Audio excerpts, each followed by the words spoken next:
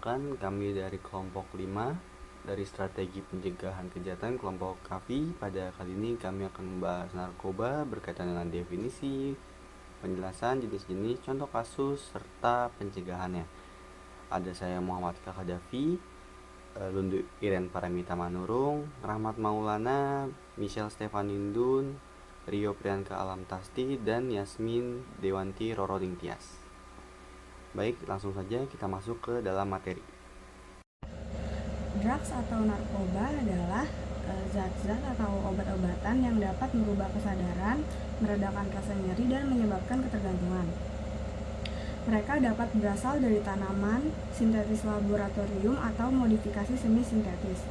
Penggunaan narkoba dapat menyebabkan kerusakan pada sistem saraf pusat otak karena mengandung bahan-bahan seperti depresan, stimulan, dan halusinogen.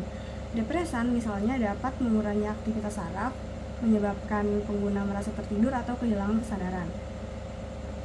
Narkotika dapat dibagi berdasarkan sumbernya dan efek kecanduannya. Ada narkotika alami seperti ganja dan koka yang diperoleh dari tumbuhan dan tidak melalui proses yang rumit. Kemudian ada narkotika semi-sintetis seperti morfin, heroin, dan kodein yang dihasilkan dari narkotika alami yang telah diolah.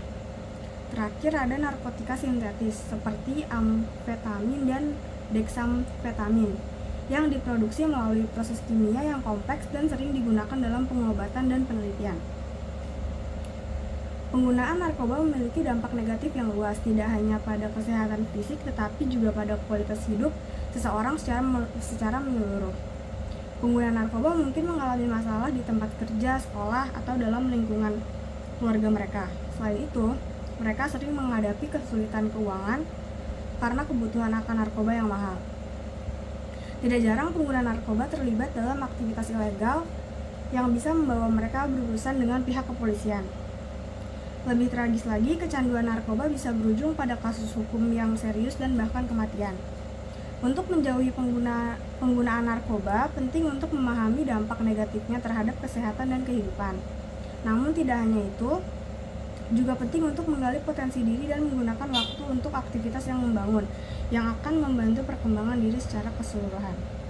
Baik, jadi pada kesempatan kali ini saya akan menjelaskan mengenai jenis-jenis narkoba dengan sumber referensi dari website Badan Narkotika Nasional Provinsi Kalimantan Tengah. Dari website tersebut dijelaskan terdapat 9 jenis narkoba. Yang pertama adalah morfin. Morfin merupakan zat yang bekerja secara langsung pada sistem saraf pusat sebagai penghilang rasa sakit. Bentuknya seperti cairan dan disuntik ke otot atau pembuluh darah. Kemudian yang kedua adalah heroin. Heroin ini lebih kuat daripada morfin itu sendiri sehingga zat ini sangat mudah untuk menembus ke otak. Dan penggunanya itu biasanya digunakan dengan cara disuntik ke anggota tubuh ataupun juga dihisap. Kemudian yang ketiga adalah ganja. Ganja ini adalah tanaman di mana narkotikanya itu terdapat pada bijinya. Narkotika ini tuh dapat membuat si pemakai mengalami euforia atau rasa senang yang berkepanjangan tanpa sebab. Cara penggunaannya itu biasanya dipadatkan merupai rokok, kemudian dihisap. Oke, selanjutnya adalah kokain. Yang keempat adalah kokain. Kokain ini berasal dari tanaman yang ada di Amerika Serikat. Kokain ini berbentuk kristal putih dan biasanya digunakan dengan cara dihirup atau sebagai bahan campuran rokok. Kemudian yang kelima adalah LSD atau lysergic acid.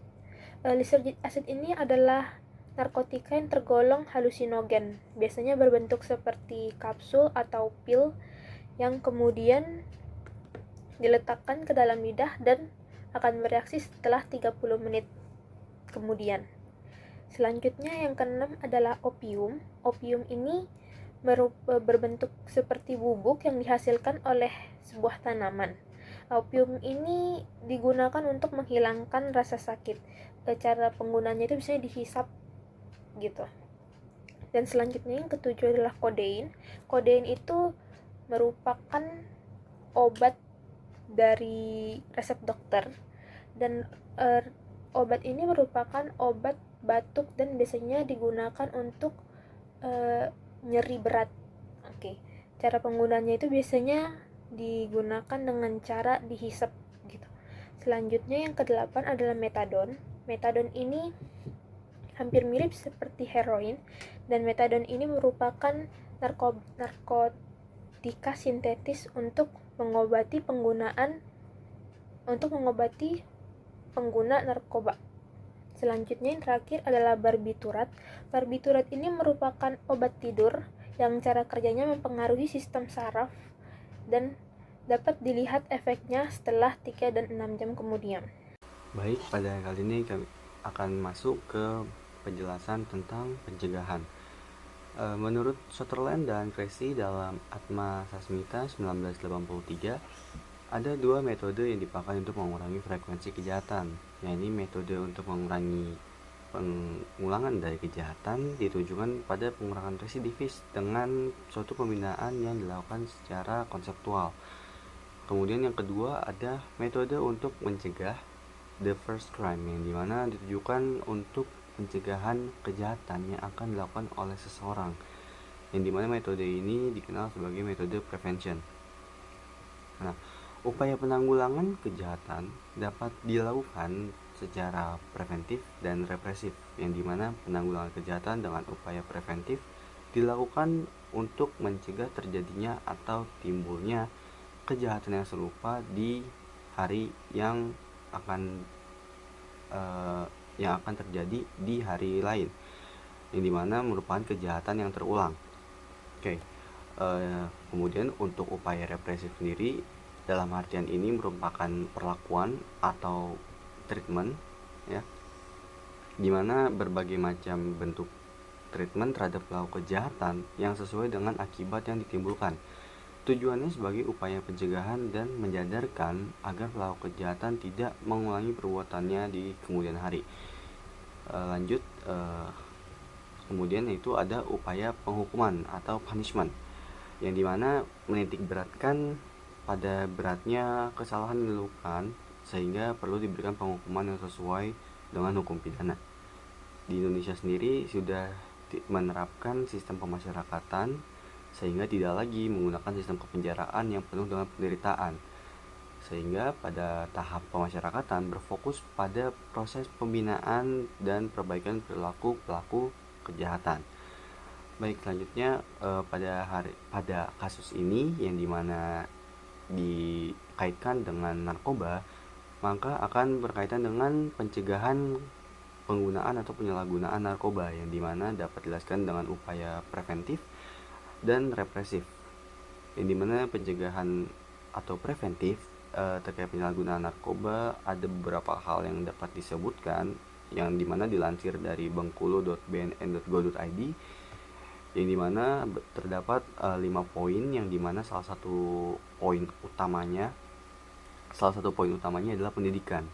Kenapa? Karena pendidikan merupakan kunci dalam pencegahan penyalahgunaan narkoba, yang dimana program-program pendidikan yang efektif dapat memberikan yang namanya pembinaan atau penjelasan tentang bahaya narkoba, risiko yang terlibat, serta dampaknya pada kesehatan fisik dan juga mental.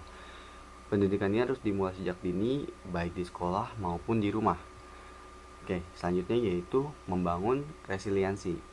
Apa itu resiliensi? Resiliensi adalah langkah atau suatu kemampuan untuk mengatasi tekanan, stres, dan juga tantangan tanpa merasa perlu mengandalkan suatu hal sebagai pelampiasan, dalam hal ini narkoba, yang dimana hal ini dapat membantu anak-anak dan remaja membangun resiliensi yang penting untuk mencegah penyalahgunaan narkoba. Kegiatan-kegiatan seperti pengembangan karakter, seperti entah itu ekstrakurikuler, dalam hal ini olahraga, seni, dapat menjadi kegiatan positif lainnya untuk membantu individu membangun resiliensi yang kuat. Selanjutnya yaitu yang tak kalah penting adalah peran orang tua, yang dimana dalam hal ini orang tua memiliki peran kunci dalam mencegah penyalahgunaan narkoba terhadap anak-anak atau para generasi penerus, yang dimana tidak hanya membuka komunikasi dengan anak-anak, tapi juga mereka memberikan dukungan emosional yang merupakan hal krusial. Orang tua juga harus berperan sebagai role model. Dalam hal ini agar bisa menjadi contoh bagi anak-anaknya. Selanjutnya yaitu mengawasi akses anak. Dalam hal ini, mengontrol akses anak-anak dan remaja terhadap narkoba adalah tindakan yang penting dalam proses pencegahan. Obat-obatan resep harus disimpan dari tempat yang tidak mudah dijangkau oleh anak-anak. Selain itu, pendekatan pencegahannya juga harus melibatkan upaya pengurangan ketersediaan narkoba ilegal di masyarakat, yang dimana merupakan pemberantasan perdagangan narkoba dan penegakan hukum yang ketat. Selanjutnya yaitu yang paling penting adalah yaitu menciptakan lingkungan yang sehat. Dalam hal ini, menciptakan lingkungan yang sehat dalam artian positif mendukung dalam langkah mencegah penyalahgunaan narkoba, yang dimana lingkungan yang aman, sehat, dan berdaya mendorong individu untuk membuat pilihan yang baik, yang dimana inisiatif komunitas seperti taman bermain untuk anak-anak, klub olahraga bagi para remaja, dan pusat seni juga dapat menjadi peran penting yang menjadi pilihan alternatif yang cocok bagi anak-anak dan remaja. Oke. Kemudian selanjutnya yaitu represif, yang dimana menitik beratkan perlakuan yang sesuai dengan apa yang dilakukan oleh orang-orang yang telah memakai narkoba. Dalam hal ini, represif merupakan hal yang paling praktis, upaya yang paling praktis dan juga nyata, yang dimana di dalamnya ditunjukkan untuk menindaklanjuti para produsen, bandar, pengedar, serta pengguna narkoba secara hukum, yang dimana sanksi tegas kepada para pengguna narkoba ini dapat digunakan sebagai upaya perang melawan narkoba untuk melindungi generasi penerus. Dan tindakan yang dilanjutkan adalah pemberlakuan hukuman pidana terhadap orang-orang yang telah disebutkan tadi, seperti produsen, bandar, pengedar, serta pengguna. Dalam hal ini, treatment yang diberikan adalah hukuman penjara, atau bahkan yang paling parah adalah hukuman mati.